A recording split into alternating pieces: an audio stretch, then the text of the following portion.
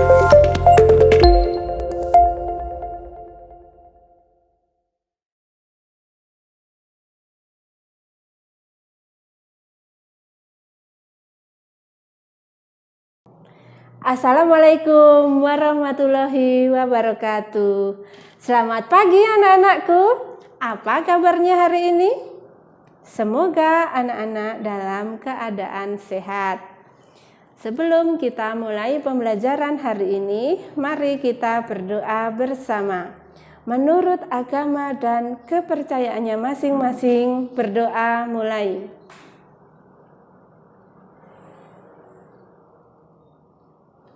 Selesai.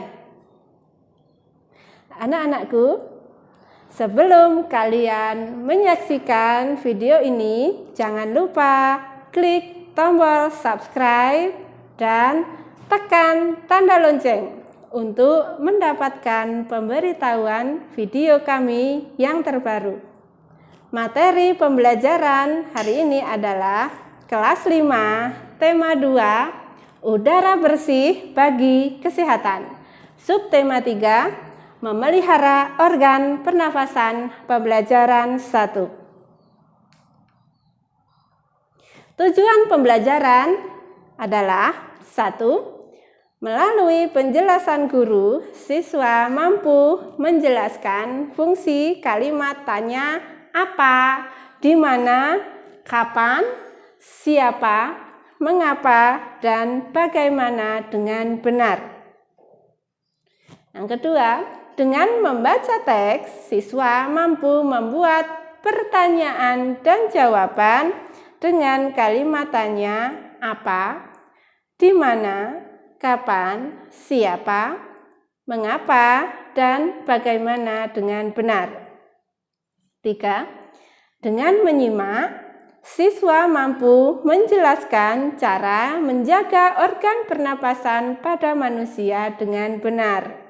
Yang keempat, dengan mengamati contoh dari guru, peserta didik mampu membuat poster dengan benar.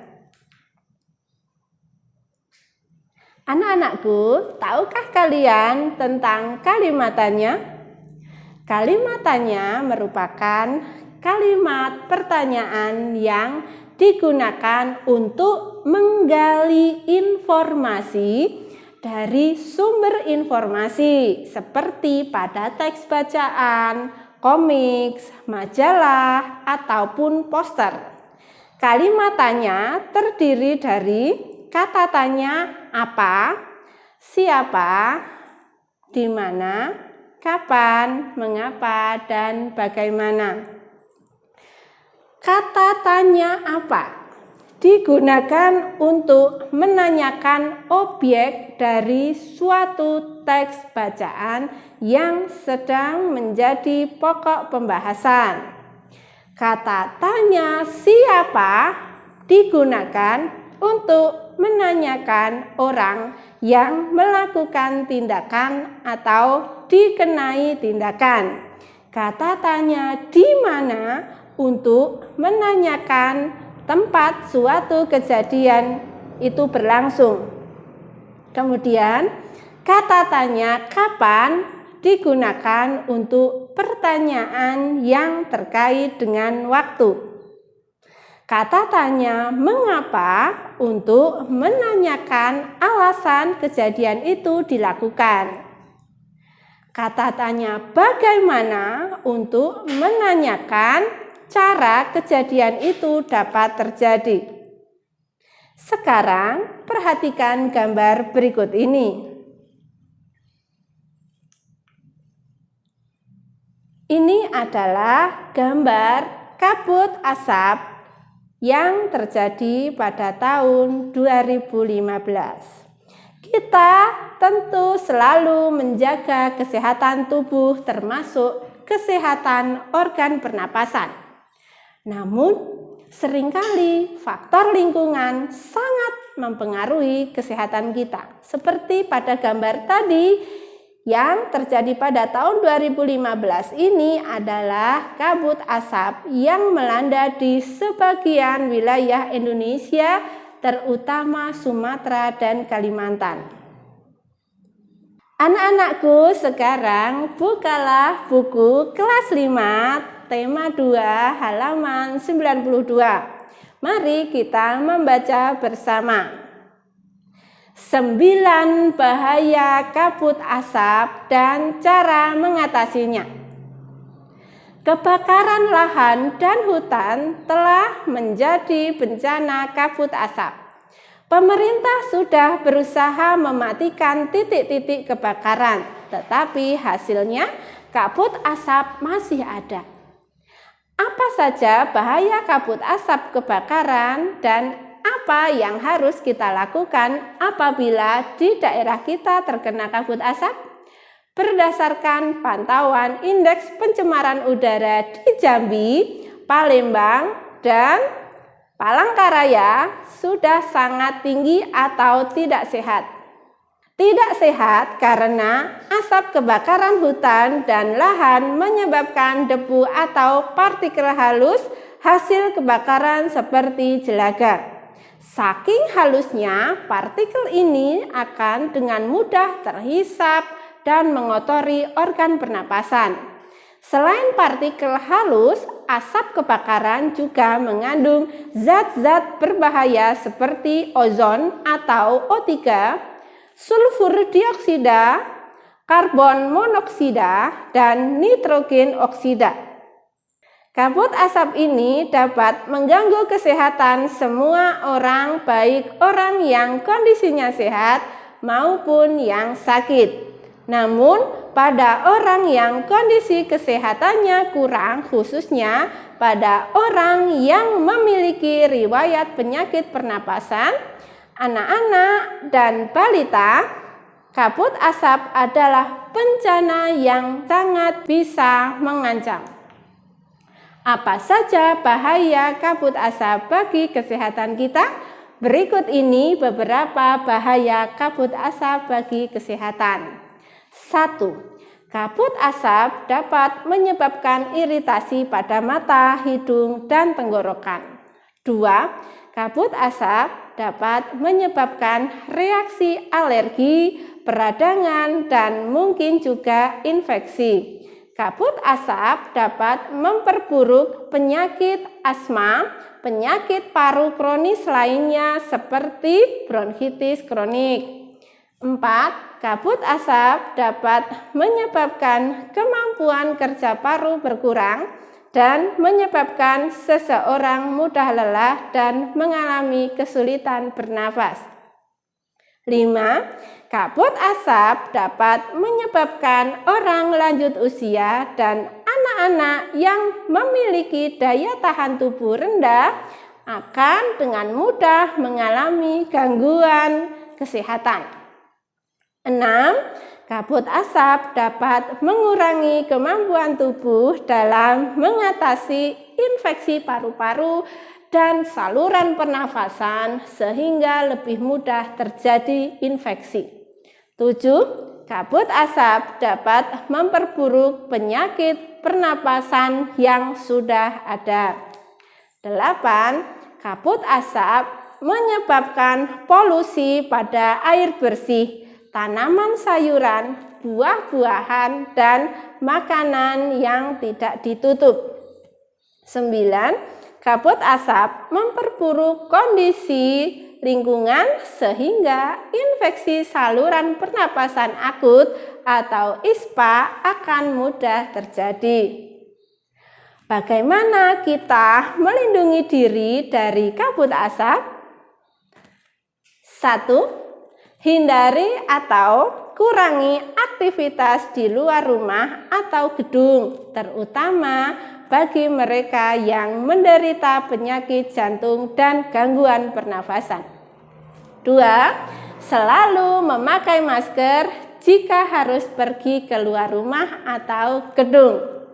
Pakailah masker dengan benar untuk menutup hidung dan mulut.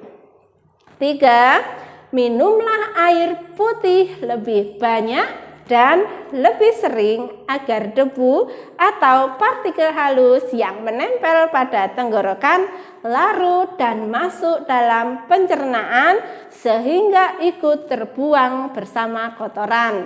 4. Segeralah berobat ke dokter atau sarana pelayanan kesehatan terdekat bila mengalami kesulitan bernafas. 5.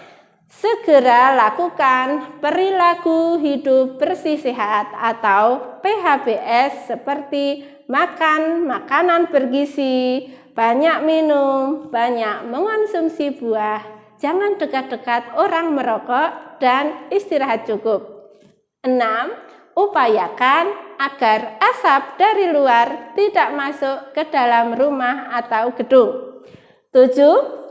Tempat penampungan air minum dan makanan harus ditutup dan terlindung dengan baik. 8. Buah-buahan dan sayuran dicuci sebelum dikonsumsi. Bahan makanan dan minuman yang dimasak perlu dimasak dengan baik.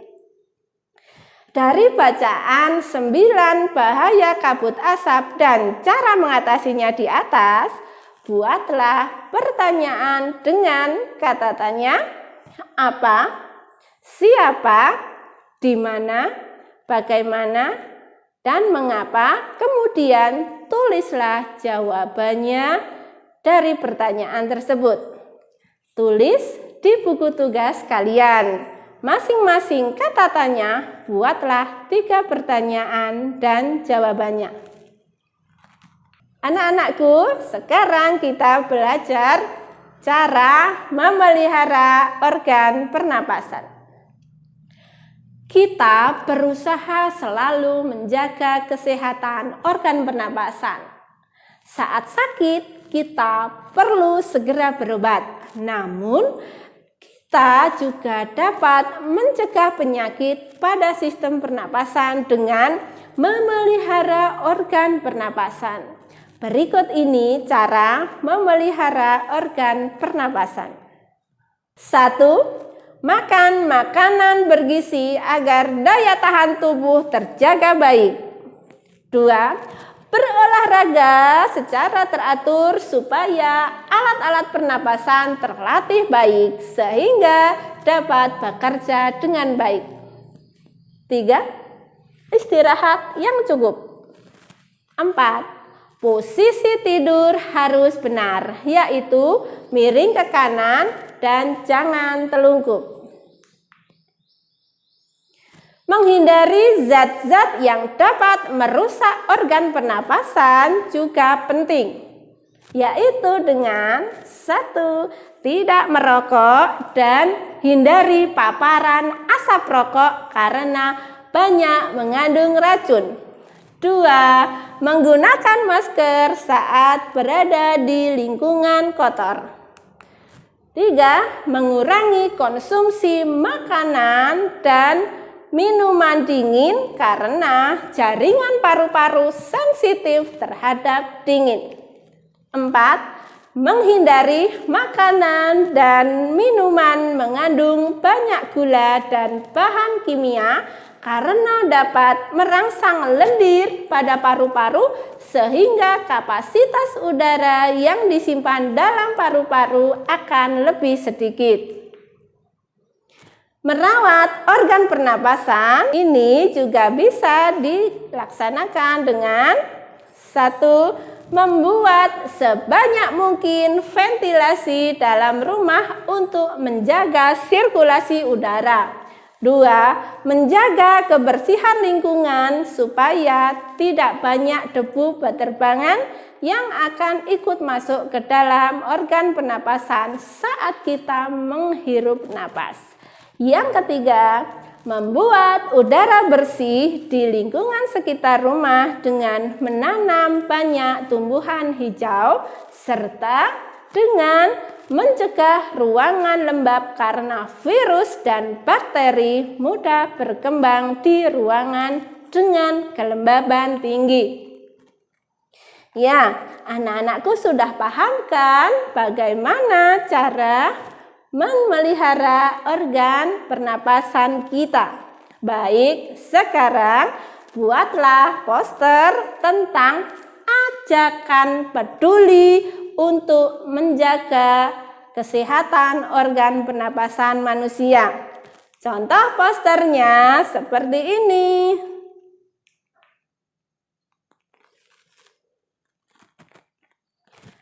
Anak-anakku, hari ini kita sudah belajar tentang fungsi kata tanya, membuat kalimat tanya dari bacaan bahaya kabut asap bagi manusia. Kemudian kita juga belajar cara merawat organ pernapasan dan membuat poster. Tetap semangat belajar, taati protokol kesehatan.